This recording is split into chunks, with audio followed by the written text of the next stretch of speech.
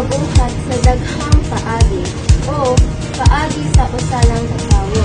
Paminawa ang istorya ni Abel nga gigamit sa Dios sa pagluwas sa daghang mga kalat.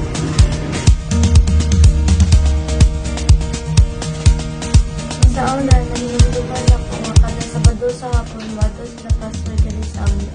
Pastor Joel sa Chat Evangelism, gitudloan ang mga bata aron tinaagi kanila maluwas ang ilang mga ginikanan. Unya pahuman og Child Evangelism, maglumbaan ay dayong ikuha og panog Diyos. Ug niagi ang mga adlaw pagka Domingo, nanimbag ni unya pagka altar calling, nagsige ni ginatawa kay nanon ang ilak sila. Pagka dunay nakabalon ni nga importante di ay ang magpapuno sa gahom sa Ginoo.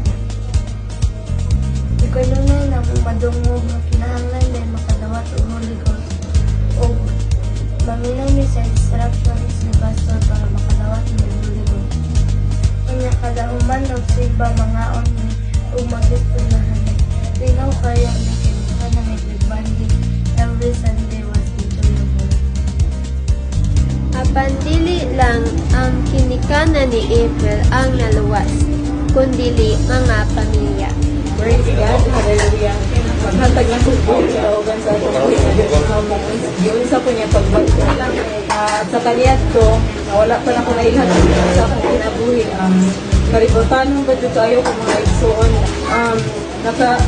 Murag nakahinuklok ko mga igsuon ba, nakaingon ko sa akong kauling nga. So, ani lang ba di ay ko, Lord? Kanang iwan na bali ako po sa kalibutan. So, apan sa dihang nalaihan na ako ang Ginoo sa akong kinabuhi mga igsuon. Grabe ang iyang pagkamaayo sa akong kinabuhi. Di ba ko dito mga igsuon? At sa dihang iabot ko ko yung church mga igsuon.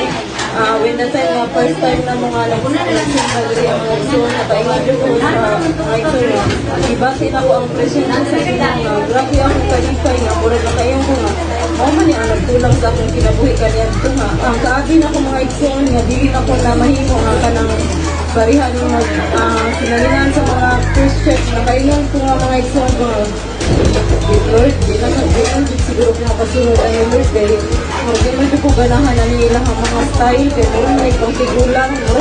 Aton mga igsoon sa diha nangamuyo ko sa kinaniyan ko Lord. Kung imuhad ko kong gitawag Lord, kung imuhad ko kong baguhan Lord. Kabami ko Lord nga kanang makasunod ko Lord nga kanang baguha ko Lord nga makaya lang ako ang mga isuot nila Lord. Salamat sa Ginoo wala imposible kaniya o kanang sa hinahinay mga igsoon mas desire na ako mga igsoon ang mga tagas na mga saminan kato lang mga igsoon daghang kayo salamat. Grabe ang pagkamayo sa Ginoo sa akong kinabuhi. Ako sa mga igsoon nasa buhay kadahugan sa ating buhay ng Diyos. Kung yun sa akong pagbago sa akong buhay ng Diyos, kaya natin mga igsoon sa ako ka bartagista, inong pulbo, inong pulbesyo, pero sabihan nga, nilhan ako ang atong buhay ng Diyos, pag-naagi sa iyang pagbago sa akong kinabuhi. Iwala niya ka ng ambisyo sa akong kinabuhi ng igsoon o yatagan ko niya taas ko kinabuhi. Akong pangayo sa Ginoo mga igsoon na kung sa mga purpose na ako ng kalibutan ang nanong pamilya akong buhi karon magaglandag akong gahuna na sa diha nakasulod ko ni simbahan ng mga igsoon na akong nakita yung mga igsoon na ang akong ipangita sa akong kasing-kasing mga pinay ang pag-uran mga igsoon usap pinay ka kuan din mga igsoon sa ka sulong sa Ginoo nga angay kita kong sunod sa mga igsoon. Sa ako nga magpasalamat mga igsoon na sa ako malibag ko sa Diyos aron na sa pagsunod sa mga katon. Muntag mga igsoon.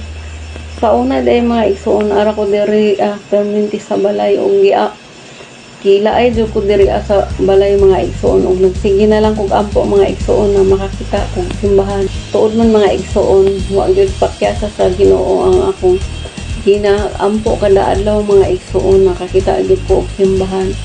Kada Domingo makasimba gyud ko kay laay kaayo ng dili ta ka paminaw og pulong sa Ginoo mga igsuon ug kalunay gyud na nato batunan naman na igsuon nga kanang magsimba ta kay ug naara ta diri sa balay laayon jud ta permanente nga muli punta kabalo sa kamatuoran mga igsuon ug unsang abot sa kanang pulong sa Ginoo.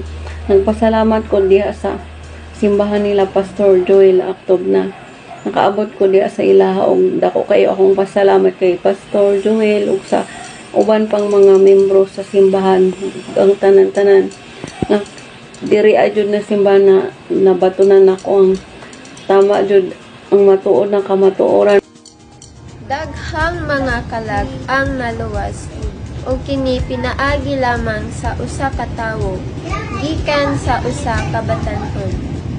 O kini tanan na himong posible pinaagi sa usa ka batanong babayi ug ako kini.